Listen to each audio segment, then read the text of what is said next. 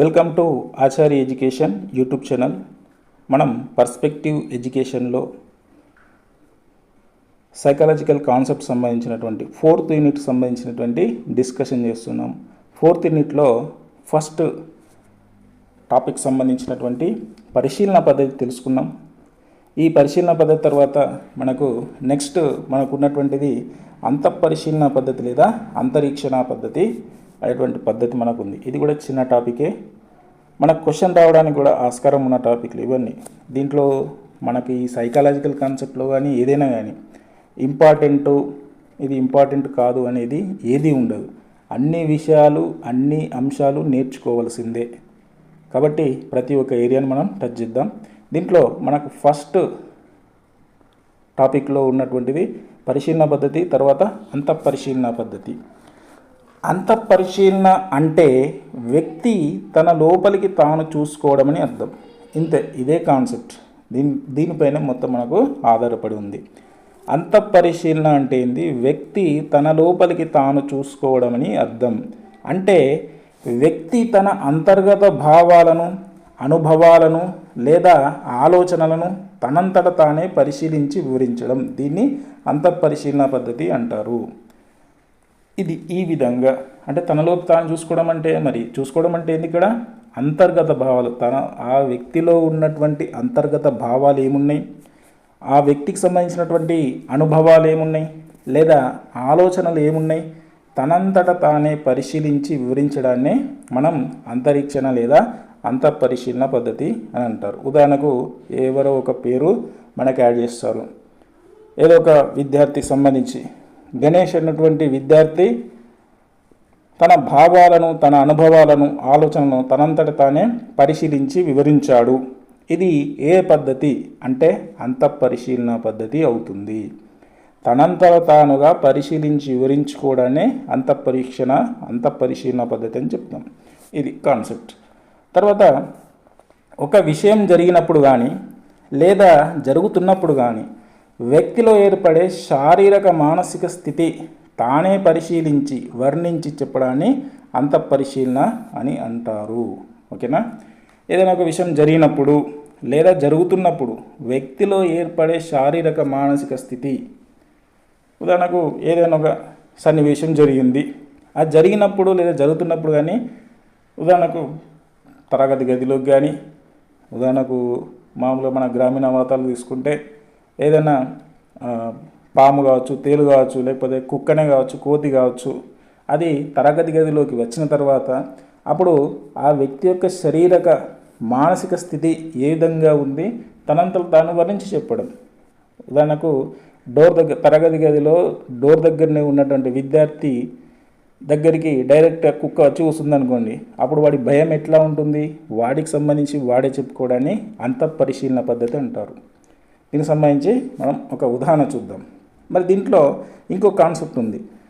ఈ పద్ధతిలో పరిశీలింపబడేవాడు పరిశీలించబడే ఒక్కడే. పరిశీలించేవాడు తానే అవుతాడు అంటే ఒక్కడే. ఇక్కడ ఏ పద్ధతిలో పరిశీలింపబడేవాడు పరిశీలించేవాడు ఒక్కడే అవుతాడు. ఏ పద్ధతిలో? అంతఃపరిశీలన పద్ధతిలో వాడొక్కడే. ఇది కాన్సెప్ట్. దీనికి సంబంధించినటువంటి ఒక ఉదాహరణ మనం తెలుసుకుందాం. ఉదాహరణకు రాష్ట్రంలో మొదటి ర్యాంక్ వచ్చినటువంటి విద్యార్థికి ఆ ఫలితాలు అతనికి తెలిసినప్పుడు లేదా తాను ముఖ్యమనిపించుకున్న పరీక్ష తప్పినప్పుడు తన ఆలోచనలను, అనుభవాలను చెప్పమనడం. ఇప్పుడు ఉదాహరణకు మొదటి ర్యాంక్ వచ్చినటువంటి విద్యార్థి దగ్గరికి వెళ్ళి ఈ ఫలితాలు నీకు తెలిసినప్పుడు నువ్వు ఎట్లా ఫీల్ అయ్యావు అని అడుగుతాం. అడిగినప్పుడు నేను చాలా కష్టపడ్డాను, నేను ఇన్ని గంటలు చదివాను, ఇన్ని పుస్తకాలు సేకరించుకున్నాను అనేటువంటి విషయం చెప్తారు. దాన్ని అంతఃపరిశీలన పద్ధతి అంటారు. లేదా ఒకవేళ పరీక్షకు ఫెయిల్ అయ్యావు తప్పినప్పుడు, ఆ పరీక్ష ఫెయిల్ అవ్వడానికి గల ఎందుకు ఫెయిల్ అయ్యావు, దానికి గల కారణం ఏంటంటే చెప్తాడు.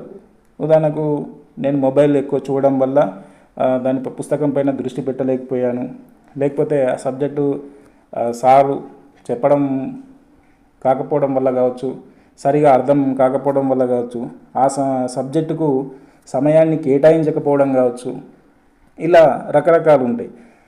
ఇవన్నీ కూడా చెప్పడాన్ని అంతఃపరీక్షణ పద్ధతి అని చెప్పడం జరుగుతుంది. దీన్ని అంతఃపరిశీలన పద్ధతిని మనం చెప్తాం. ఇక తర్వాత ఈ పద్ధతిని అప్పుడప్పుడు ఉపయోగించుకుంటున్నా దీన్ని పూర్తిగా విశ్వసించలేనటువంటి పద్ధతి అంతఃపరీక్షణ పద్ధతి. ఎగ్జాంపుల్, ఒక స్టేట్ ఫస్ట్ ర్యాంక్ వచ్చినటువంటి విద్యార్థి దగ్గరికి వెళ్ళి నువ్వు ఫస్ట్ ర్యాంక్ రావడానికి గల కారణాలు ఏందని అడిగితే, మామూలుగా ఆ విద్యార్థి 10 సూత్రాలను పాటిస్తే మనకు 50 సూత్రాలు చెప్తాడు.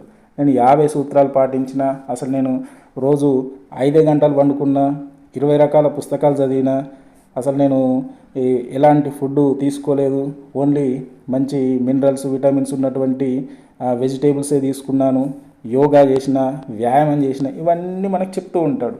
ఇవన్నీ దేనికి సంబంధించి అంతఃపరిశీలన పద్ధతిలో చెప్తూ ఉంటాడు. ఒకటికి 2-3 యాడ్ చేసి చెప్తూ ఉంటాడు. కాబట్టి దీన్ని మనం ఏం చేస్తున్నాం, పూర్తిగా విశ్వసించలేము.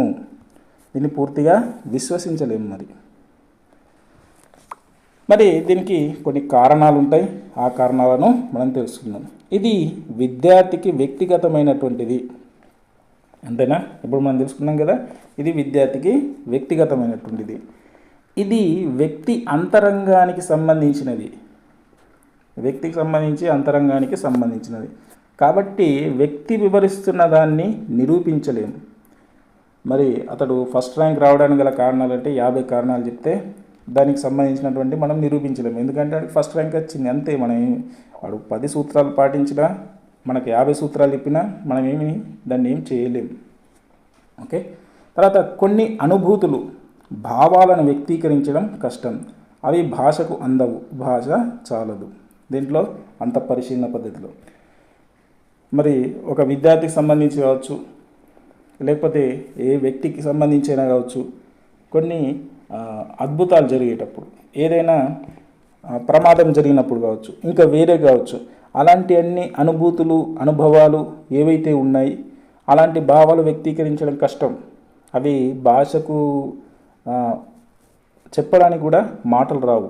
ఉదాహరణకు, రోడ్డు మీద నువ్వు నడుచుకుంటూ వెళ్ళేటప్పుడు చాలా వేగంగా కొన్ని కార్లు పోతున్నాయి.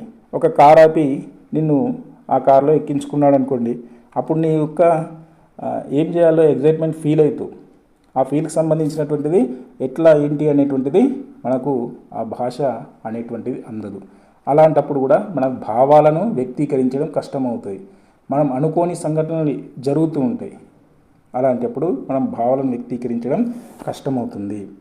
తర్వాత ఇంకొక అంశం ఏంటంటే, ఇది చిన్నపిల్లలకు కానీ, మానసిక రోగులకు కానీ, నిరక్షరాస్యులకు కానీ, మూగవాళ్ళకు కానీ, పశుపక్షాదులు కానీ ప్రవర్తనలను అంతఃపరిశీలన పద్ధతి ద్వారా అధ్యయనం చేయలేము.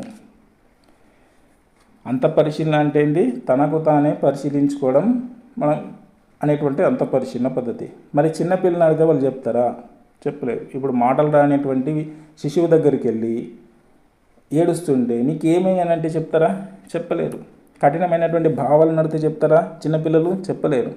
మానసిక రోగులు ఉన్నారు, వారి పేరే తెలియదు, వాడికి సంబంధించిన స్థితిగతులే తెలియదు. మానసిక రోగులకు సంబంధించినటువంటి ఏమైనా వాళ్ళంతలో వాళ్ళు అంతఃపరిశీలన చేసుకోవస్తుందా? చేసుకోలేరు. చిన్నపిల్లలు చేసుకోలేరు, మానసిక రోగులు చేసుకోలేరు. నిరక్షరాస్యులకు సంబంధించి కానీ, మూగ వాళ్ళకు సంబంధించి కానీ, పశుపక్షాదులు, ఇవన్నీ కూడా అంతఃపరిశీలన పద్ధతి ద్వారా మనం అధ్యయనం చేయలేము. మీకు ఎలా జరిగింది ఏంటి అనేటువంటి మనం ఏం అడగలేము. పశుపక్షాదులు మనం అడుగుతామా? అడగలేము. కాబట్టి ఇది అంతఃపరిశీలన పద్ధతి అవుతుంది.